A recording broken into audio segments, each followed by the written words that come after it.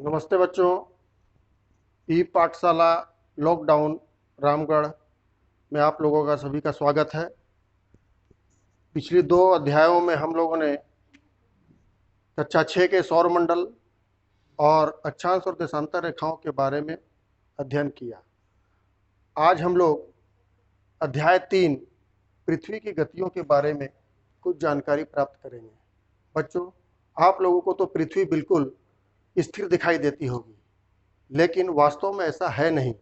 पृथ्वी हमेशा गतिशील होती है और इस गतिशील पृथ्वी में भी दो तरह की गतियां होती हैं। एक होती है घूर्णन गति और एक होती है परिक्रमण गति। घूर्णन गति को हम लोग अंग्रेजी में रोटेशन कहते हैं और परिक्रमण गति को अंग्रेजी में हम लोग रिवोल्यूशन कहते हैं। ये जो घूर्णन गति होती है, इसके बारे में हम लोग आज थोड़ी सी चर्चा इस वीडियो में हम लोग करेंगे। बच्चों, आप लोगों ने बचपन में लट्टू नचाया होगा या अभी भी नचाते होंगे, और नहीं नचाया है तो आप लोगों ने लट्टू नाचते हुए जरूर देखा होगा। और देखा होगा तो आप कल्पना कीजिए कि पृथ्वी भी इसी प्रकार अब अपने इस लट्टू की तरह इस अक्ष पर घूमती रहती है। इसी को हम लोग पृथ्वी का घूर्णन गति कहते हैं। जिस प्रकार लट्टू घूमता है, उसी प्रकार पृथ्वी भी अपने अक्ष पर घूमती रहती है। जिस प्रकार हम आपको दिखलाते हैं ग्लोब में, पृथ्वी का मॉडल है ये, और जिस प्रकार लट्टू घूमता है उसी प्रकार ये देखिए पृथ्वी भी इसी तरह घूमती है। बच्चों, आप लोगों का एक इंटरेस्टिंग बात बतलाते हैं कि हम लोग जब भी ग्लोब पकड़ते हैं तो बहुत लोगों के सामने परेशानी होती है कि इस ग्लोब को हम लोग ऐसे घुमाएं या ऐसे घुमाएं, इस तरह से घुमाएं या इस तरह से घुमाएं। तो बच्चों, आप लोगों को मैं बतला दूं कि पृथ्वी की जो घूर्णन गति होती है वो हमेशा पश्चिम से पूर्व की तरह इस तरह होती है। हम लोग कभी भी पृथ्वी को, ग्लोब को इस तरह से नहीं रोटेट करेंगे। हम लोग ग्लोब को हमेशा पश्चिम से पूर्व की ओर रोटेट करेंगे। घड़ी के सुई के विपरीत दिशा में हम लोग इसको रोटेट करते हैं और यही पृथ्वी की गति होती है। आप लोग देखिए, जिस प्रकार लट्टू नाचता है उसी प्रकार पृथ्वी अपने इस अक्ष पर नाच रही है। जैसा कि आप लोगों को दिखाई दे रहा है, ये पृथ्वी का जो अक्ष है ये बिल्कुल सीधा नहीं है, सीधा नहीं है, ये झुका हुआ अक्ष है। और ये झुका हुआ अक्ष जो है वो यहाँ पर स्पष्ट आपको दिखाया गया है।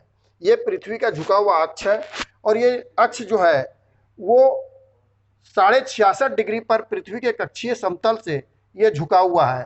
और ये पृथ्वी का जो कक्षीय समतल है, इस पर अगर हम लोग लंब खींचे तो ये झुकाव जो होता है ये 23.5 डिग्री का होता है और इसी को हम लोग घूर्णन गति कहते हैं। अब ये घूर्णन गति जो होती है पृथ्वी की, इस घूर्णन गति के कारण क्या होता है हमारी पृथ्वी पर, क्या आप लोगों ने कभी सोचा है? बच्चों, आप लोग जब सोते हैं रात में, और रात में सोकर जब आप लोग सुबह में उठते हैं तो सुबह में उठते के साथ आपको उजाला दिखाई देता है और दिन भर अपना क्रियाकलाप करते हैं, पढ़ते हैं, लिखते हैं, खेलते हैं, और जब शाम होती है सूर्यास्त के बाद आप लोगों को अंधेरा दिखाई देता है। क्या आप लोगों ने कभी इस पर विचार किया कि यह दिन और रात क्यों होता है, किस कारण से होता है? आप लोगों को विज्ञान के शिक्षक ने जरूर बतलाया होगा कि हमारी इस पृथ्वी पर जो भी प्राकृतिक घटनाएं घटित होती हैं, वो प्राकृतिक घटनाओं के पीछे कोई ना कोई कारण जरूर होता है। तो हम लोग भी इसको जानने का प्रयास करेंगे कि इस घटना के पीछे, दिन और रात होने के पीछे क्या कारण है। बच्चों, आप लोगों को जानकर यह आश्चर्य होगा कि पृथ्वी में ये जो दिन और रात की जो घटना होती है, इस घटना के पीछे हमारी पृथ्वी का ये घूर्णन गति है। इस घटना को हम लोग एक गतिविधि के माध्यम से देखेंगे।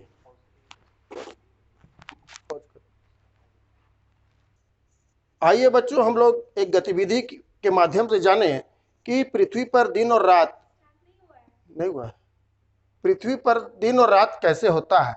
देखिए, हमने एक ग्लोब लिया है और सामने एक टॉर्च जल रही है। इस टॉर्च को हम लोग सूर्य मान लें और ये ग्लोब हमारी पृथ्वी का मॉडल जैसा आप लोग जानते ही हैं।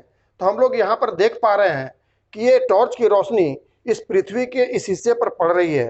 तो यहाँ पर अभी दिन का वक्त होगा और इसके पिछले हिस्से पर इस टॉर्च की रोशनी नहीं पड़ रही है, तो यहाँ पर अंधेरा है, इसलिए यहाँ पर रात होगी। अब आपको मालूम है कि पृथ्वी जो है पश्चिम से पूरब की ओर घूमती है। आपको एक इंटरेस्टिंग बात बतलाते हैं कि आप लोगों ने देखा होगा कि सूर्य हमेशा पूर्व में उदय होता है और पश्चिम में अस्त होता है। क्या आप लोगों ने कभी जाना कि सूर्य पूर्व में उदय होता है और पश्चिम में क्यों डूबता है? आइए हम आपको बतलाते हैं। जैसा कि आप जान रहे हैं कि पृथ्वी पश्चिम से पूरब की ओर घूमती है। सूर्य नहीं घूमता, बल्कि पृथ्वी पश्चिम से पूरब की ओर घूमती है। तो आप यहाँ भारत के मानचित्र को देखिए, आपको बहुत आसानी से समझ में आएगा। ये अभी भारत का मानचित्र अभी यहाँ पर है। अभी यहाँ पर रात का वक्त है। जैसे जैसे ये पश्चिम से पूरब की ओर घूम रहा है, धीरे धीरे देखिए भारत के अरुणाचल प्रदेश का जो हिस्सा है, यहाँ पर अब सूर्योदय होने लगा। और ये इस हिस्सा में अभी भी सूर्योदय नहीं हुआ है। अब ये धीरे धीरे इस तरह से घूमेगा तो पूरे भारत में देखिए दिन हो गया, और ये और इधर घूमेगा तो अब ये भारत पर दोपहर का मौसम है, दोपहर का वक्त है, और ये पूरा इस तरह से घूमा। अब यहाँ पर देखिए फिर से हमारे देश में रात हो गई और किसी विश्व के किसी दूसरे देश में दिन हो गया। तो इस तरह से ये चक्र बराबर चलता रहता है, और दिन के बाद रात और रात के बाद दिन होती है। तो ये घूर्णन गति का महत्व है। इस गतिविधि के माध्यम से हम लोगों ने ये समझ लिया कि दिन और रात कैसे होता है। बच्चों, तो हम लोगों ने आज पृथ्वी की गति में एक गति के बारे में चर्चा की, घूर्णन गति के बारे में, और घूर्णन गति का महत्व आप लोगों ने समझ लिया कि घूर्णन गति के कारण पृथ्वी पर दिन और रात होते हैं, और पृथ्वी को एक चक्कर पूरा करने में 24 घंटे लगते हैं।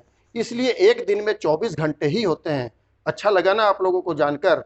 अब हम आप लोगों के सामने एक सवाल रखते हैं। इस सवाल का उत्तर आप लोग सोचने की कोशिश कीजिए। कभी आप लोग अनुमान कीजिए कि क्या पृथ्वी की घूर्णन गति रुक जाए तो क्या होगा हमारी पृथ्वी पर, या पृथ्वी की घूर्णन गति धीमी या तीव्र हो जाए तब क्या होगा? इस सवाल का उत्तर आप ढूंढ के जरूर रखिएगा। अगली कक्षा में मैं इन दोनों प्रश्नों के उत्तर आप लोगों को बतलाऊंगा।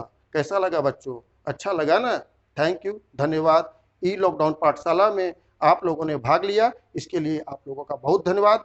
और आपसे अनुरोध है कि आप अधिक से अधिक इस चैनल को सब्सक्राइब करें और इसको लाइक करें, ताकि यह रामगढ़ जिला का एक अच्छा चैनल बन सके और रामगढ़ जिला का नाम पूरे भारत में रोशन हो सके। धन्यवाद।